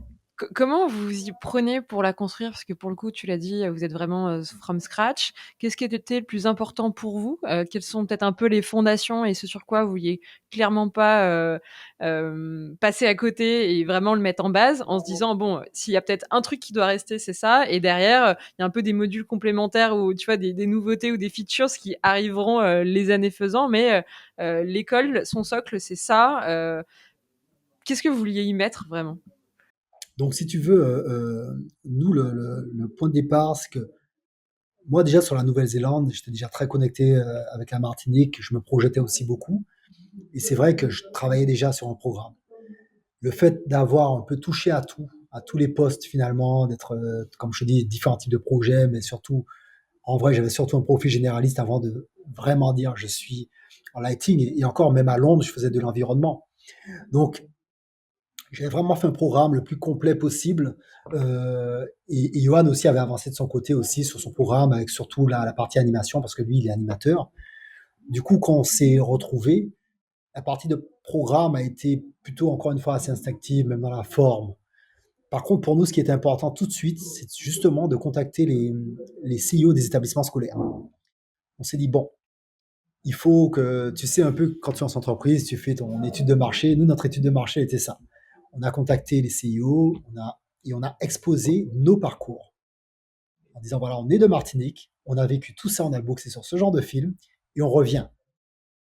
Permettez-nous de parler de nos parcours devant des lycéens.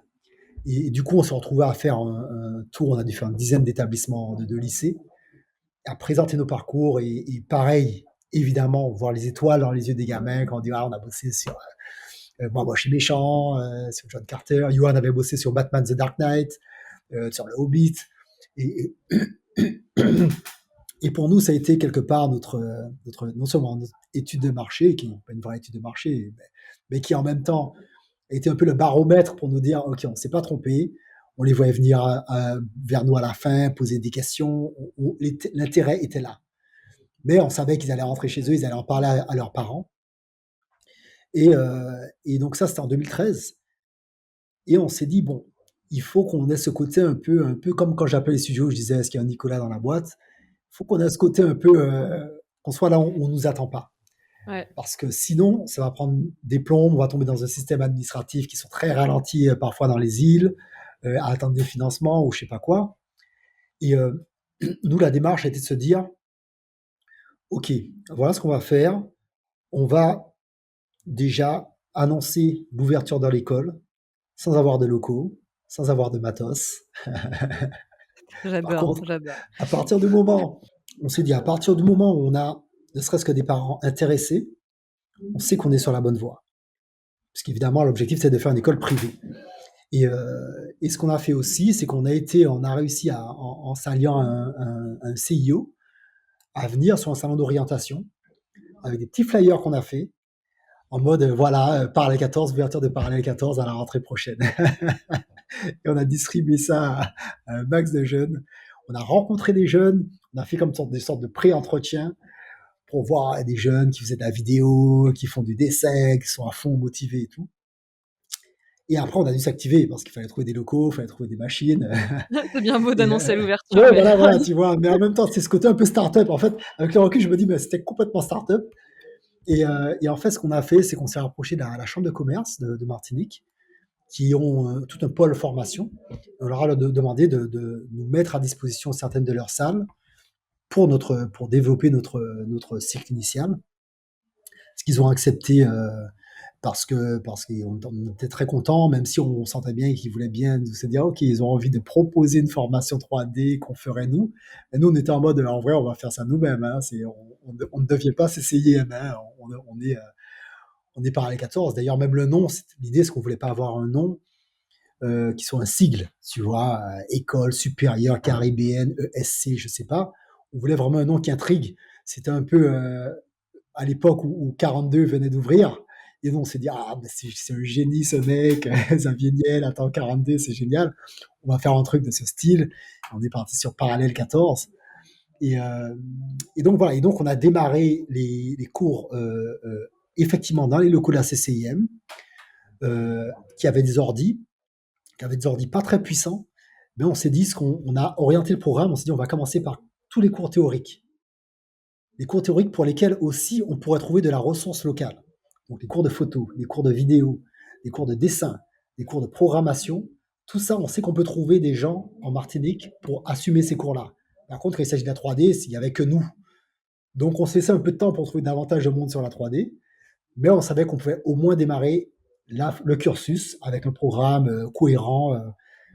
Et ce qui était aussi important pour nous, c'est que finalement, que quelle que soit notre organisation interne, qui forcément sur le début était un peu freestyle, un peu chaotique, pas chaotique, je veux dire plus freestyle, en mode à la one again. On y va en fonce, on voit ce qui va se passer, tu vois.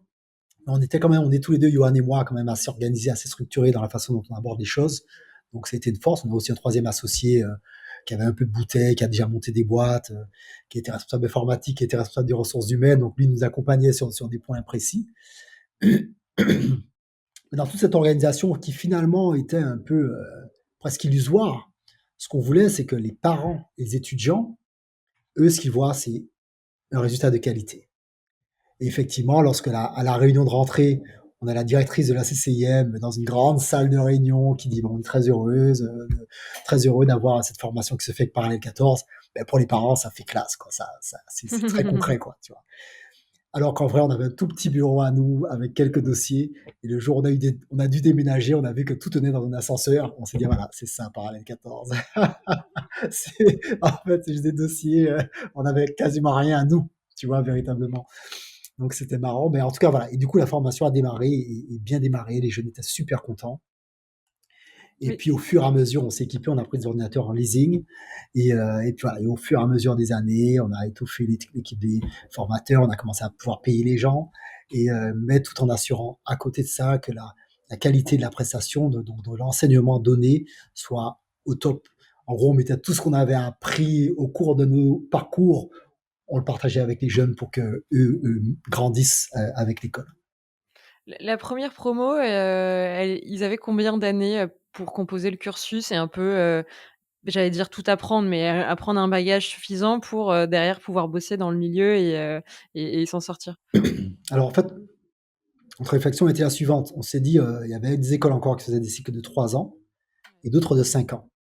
Et pour des stagiaires que j'ai pu croiser dans des studios, je me suis dit, le problème quand tu fais 5 ans d'école, tu as tellement de connaissances que limite tu sors, limite tu te la racontes un petit peu.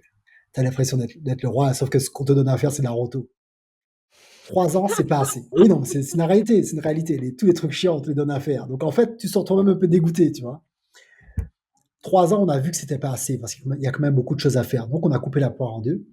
On s'est dit à 4 ans, ils seront suffisamment bons, mais ils auront suffisamment encore envie d'apprendre pour se placer, pour trouver leur place dans les studios et faire la quantité de travail nécessaire, quoi. Et on s'est pas complètement trompé. Et donc, effectivement, ce cycle de 4 ans qui s'est déroulé, là, aujourd'hui, on aime bien le raconter. Il se reconnaîtra à Richard.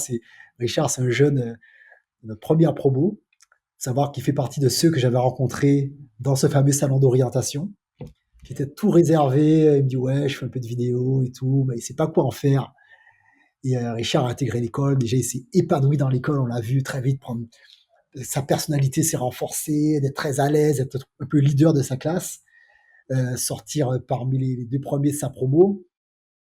Et aujourd'hui, il a très vite rejoint Micros.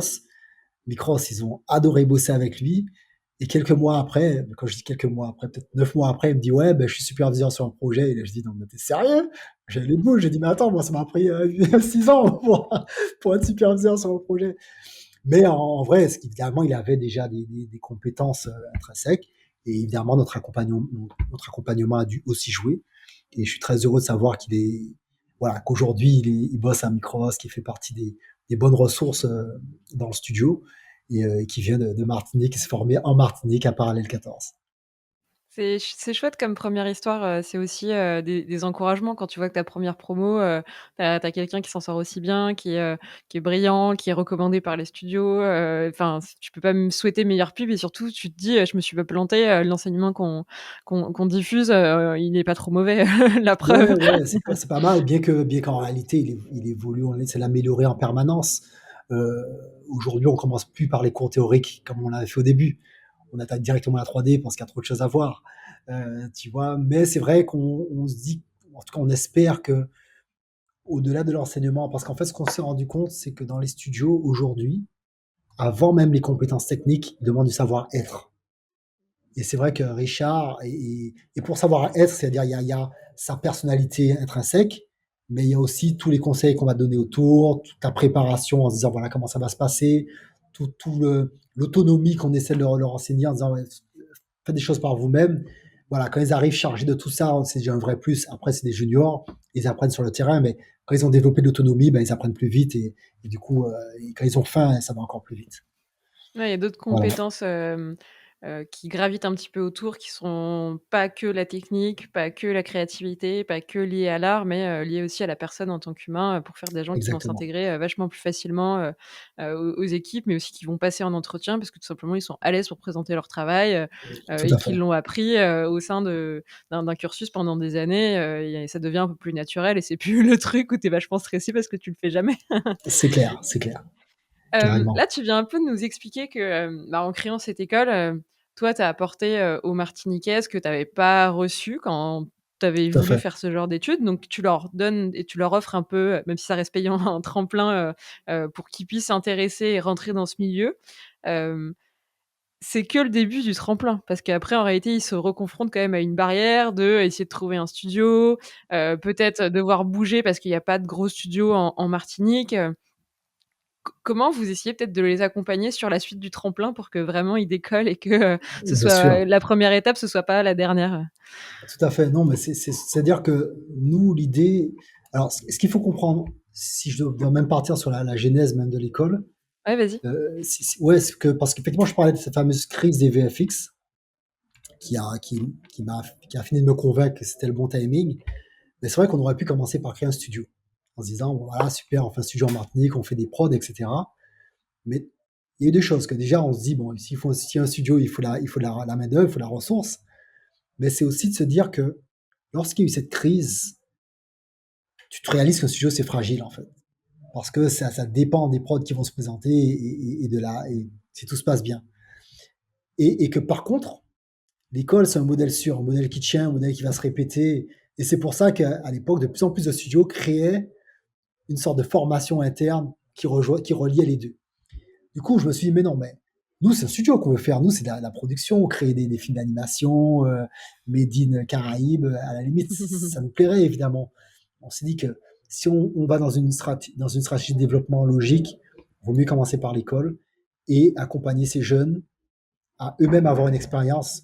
Et après, ce sera à nous de créer le contexte, le terreau pour qu'ils puissent revenir, bosser sur des prods locales. Donc effectivement, lorsqu'on fait ce cycle de 4 ans et qu'au bout du 4 ans, ils ont un petit film d'animation et qu'ils doivent trouver du boulot, déjà on se dit, ils partent, mais ils ont déjà un bagage, ils ont déjà un diplôme en poche. Donc, ce qui fait qu'ils peuvent partir où ils veulent, ils ont déjà des connaissances. Ils peuvent partir à Paris, comme ça se fait très souvent, mais ils peuvent partir au Canada, ils peuvent même développer des choses en local. En tout cas, ils ne sont pas à partir, et puis ils partent pas pour que les parents aient encore à payer un logement et une école, ils partent pour gagner de l'argent. Et c'est un peu différent. Du coup, nous, ce qu'on a dû mettre en place, forcément, c'est activer nos réseaux.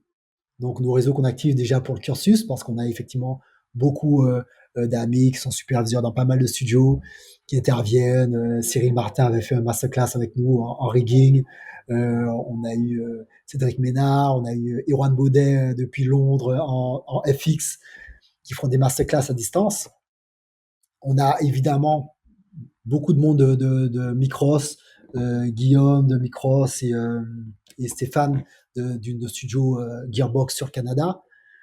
L'objectif, c'est de se dire que lorsqu'on les fait intervenir, on crée un lien non pas avec l'intervenant, mais avec le studio, en disant, finalement, si vous les formez, selon vos attentes, mais ce qui est intéressant, c'est commencer à identifier les jeunes, parce qu'on va peut-être vous rappeler pendant le jury, et l'objectif, c'est que vous puissiez les prendre en stage.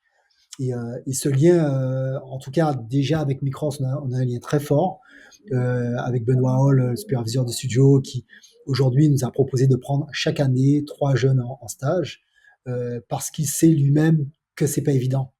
Déjà de base, sortir de l'école, trouver un stage, c'est pas évident, mais sortir de la Martinique, c'est complexe. Donc il nous a dit, je peux en prendre 3. Après, il voit s'il en garde, mais au moins ils ont 3 ont l'opportunité de faire un stage à Micros.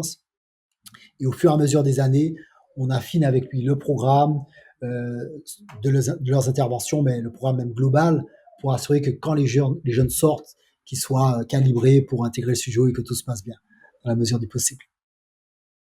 Tu essayes d'ouvrir un peu des fenêtres, sur tout le monde où ils sont, connectés certes avec ces personnes, ces intervenants où ça reste des humains qui sont en face et qui leur enseignent, mais au-delà de ça, c'est derrière le studio où c'est un peu plus facile du coup d'y rentrer.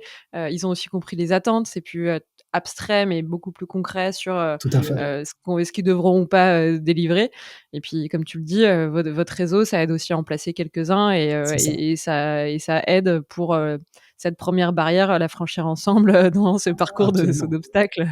Oui, et puis tout bêtement, arriver dans le studio et de connaître au moins une personne qui est le gars qui nous a formés, même à distance, ça change tout.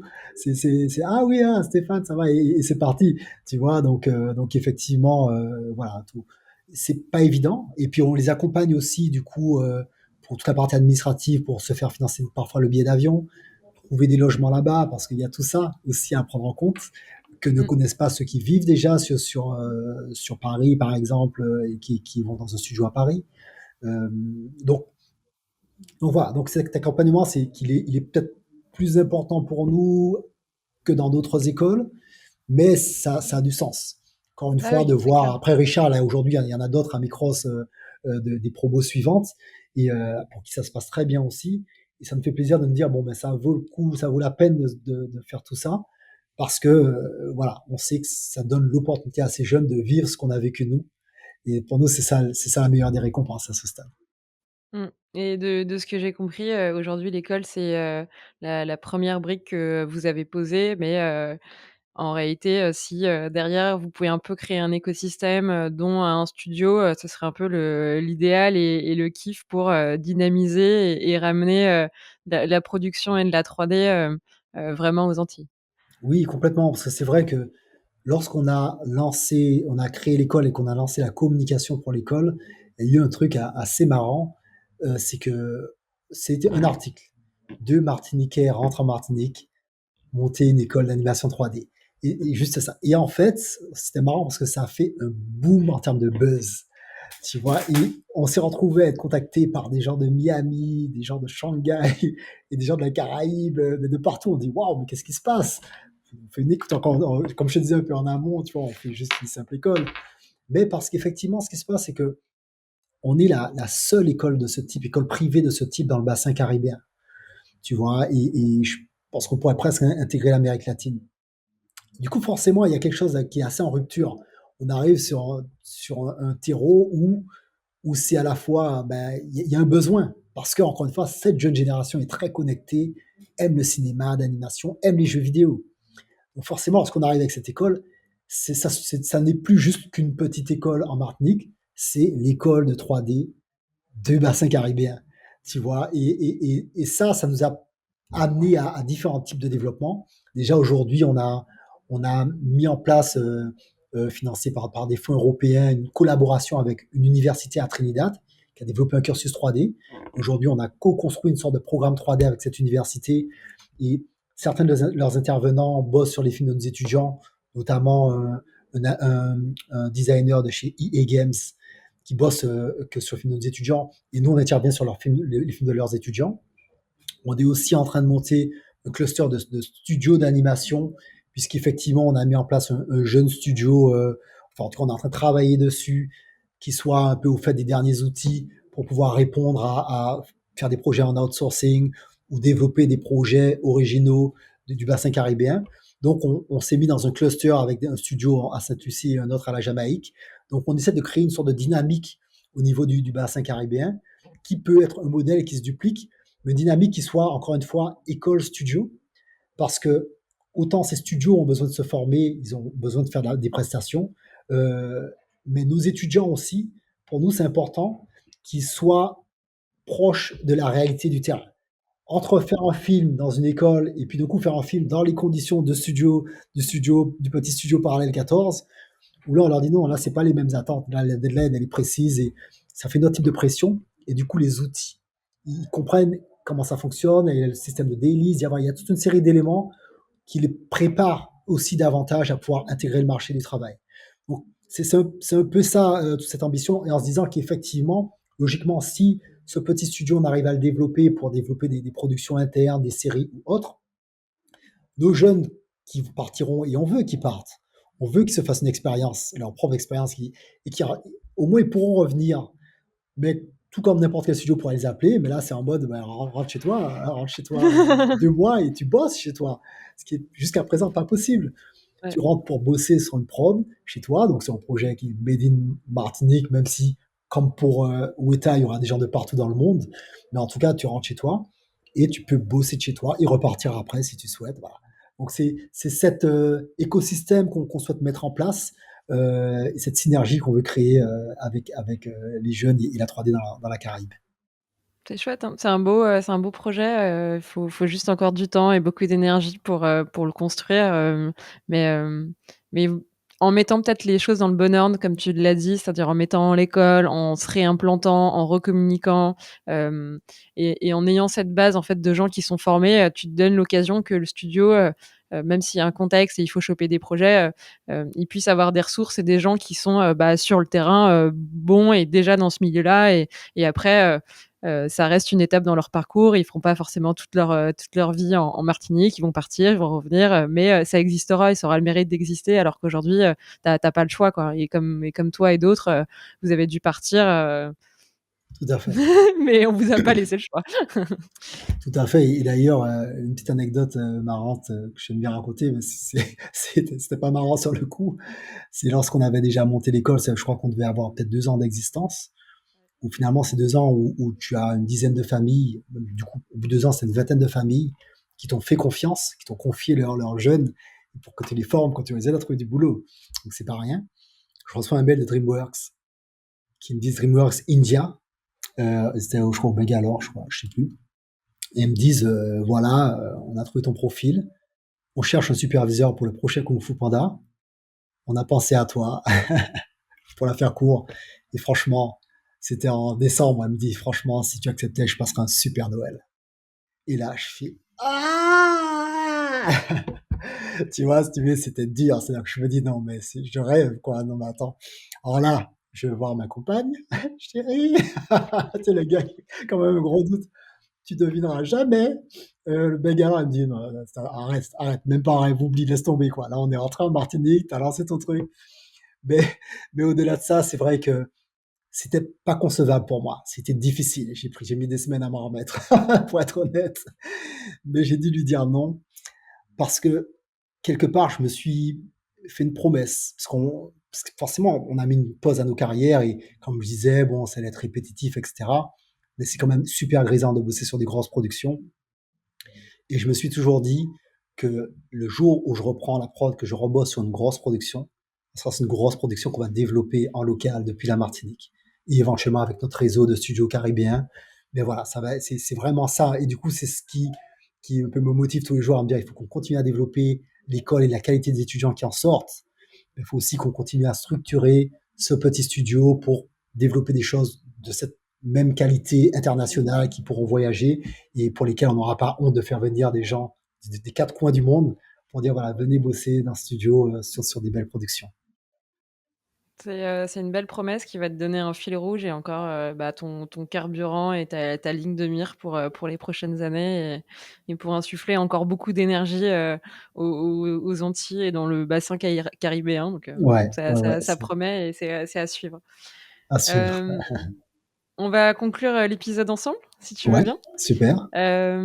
Tu les connais normalement les 3 questions. Tu nous as cité beaucoup de collègues, beaucoup d'amis que tu as rencontrés. J'ai eu l'impression d'entendre, Geoffroy pour ça qui Ouais, pareil c'est s'est fait clair. tellement d'amis dans tous ces Mais ouais, studios. c'est passionnant. En l'occurrence, là, tu peux m'en citer qu'un que tu aimerais beaucoup entendre dans un futur épisode ou tu peux m'en donner, plusieurs, tu es très libre mais, qui ça te ferait Écoute, plaisir de soit réentendre ou de découvrir?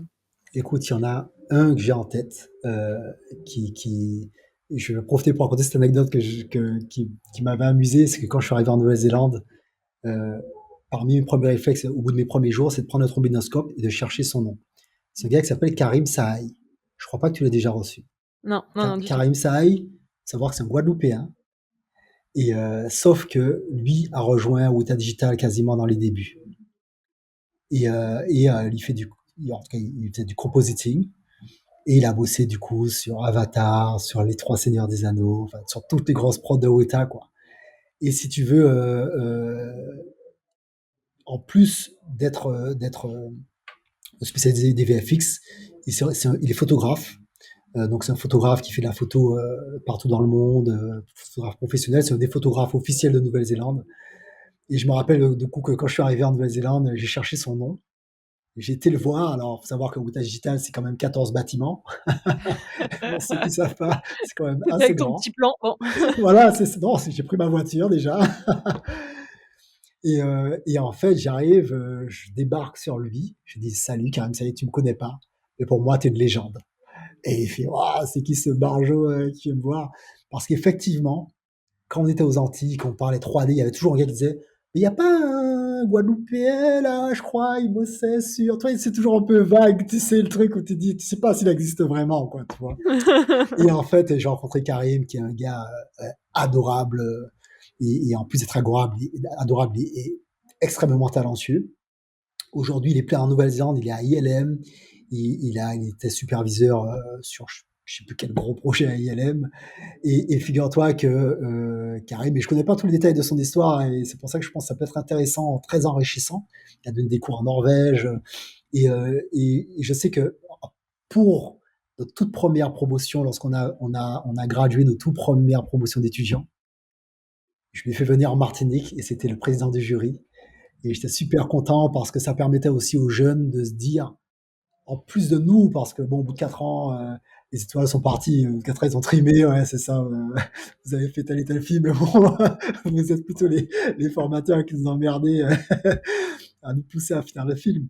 Mais quand lui arrive et que même chose, il leur dit, ben voilà, moi je suis de Guadeloupe et j'ai fait ça et j'ai vécu ça et c'est encore plus énorme, tu vois. C'était un vrai message, je trouve, pour eux. Je suis très très content qu'il soit là. Donc on est vraiment très potes. Il a vu mon fils naître, Karim. On s'est beau, il m'a beaucoup aidé. C'est fait partie des premières personnes à qui j'ai parlé de ce projet d'école. Donc bref, et je pense que ça serait vachement intéressant de l'avoir, l'accueillir dans le podcast. Carrément, très, très bonne idée et puis on va rester, comme ça, grâce à lui, Voilà. aux Antilles donc c'est Un très peu, bien. hein, parce que lui, ça fait vraiment longtemps qu'il y est plus, mais ça fera un lien en tout cas. C'est ça, Et puis parfait, il y en a trop plein bien. d'autres. Mais je t'enverrai, comme m'avait dit Geoffroy dans son podcast que j'ai écouté, je t'enverrai deux, trois noms en plus parce qu'il y en a d'autres hyper intéressants, évidemment. Avec plaisir, avec grand plaisir, je prends tout ça. Tu nous as beaucoup parlé de Martinique, mais où est-ce qu'on Mhm. te retrouve, peut-être dans une actualité, toute fraîche, Toute fraîche, bon, évidemment, sur LinkedIn, assurément, sur LinkedIn. En actualité, toute fraîche, et je crois que ça devrait correspondre au moment où ce podcast est diffusé. Je serai sur Paris, donc du 23 au 26, au 25, 23-25, pas longtemps, dans le cadre du concours Innovation Outre-mer qui va se dérouler à Station F, où l'idée, ce qu'on a un peu présenté, un peu ce projet d'école qui finalement à terme, l'idée c'est de créer un véritable hub digital dans la Caraïbe autour des industries créatives et culturelles, autour du numérique créatif.